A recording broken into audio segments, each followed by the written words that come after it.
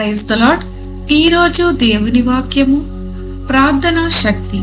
నాకు కీడు రాకుండా దానిలో నుండి నన్ను తప్పించుము అని ప్రార్థింపగా దేవుడు అతడు మనవి చేసిన దానిని అతనికి దయచేసెను. మొదటి దినవృత్తాంతములు 4వ అధ్యాయము 10వ వచనం. ఈ వాక్యము యెబ్బేజు ప్రార్థన గురించి చెప్తుంది. అతడు దేవుని సన్నిధిలో వినయంగా ప్రార్థించి కీడు నుండి తనను కాపాడమని అడిగాడు. దేవుడు అతని ప్రార్థనను ఆలకించి ఆశీర్వదించాడు. దేవుని దగ్గరకు ప్రార్థనతో రావాలి. యెబ్బేజు తన సమస్యలను మనుషుల దగ్గరకు కాదు గాని దేవుని దగ్గరకు తీసుకువెళ్ళాడు. ప్రార్థన మన బలహీనతను దేవుని శక్తితో కలుపుతుంది.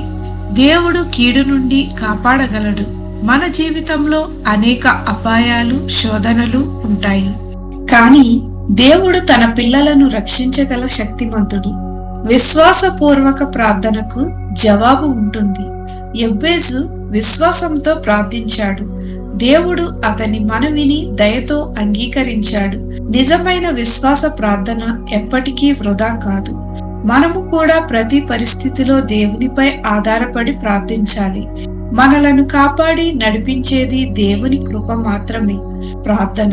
ప్రభువైన యేసు, ప్రతి కీడు నుండి మమ్ములను కాపాడుము.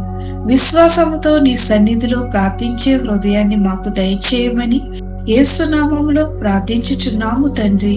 ఆమేన్.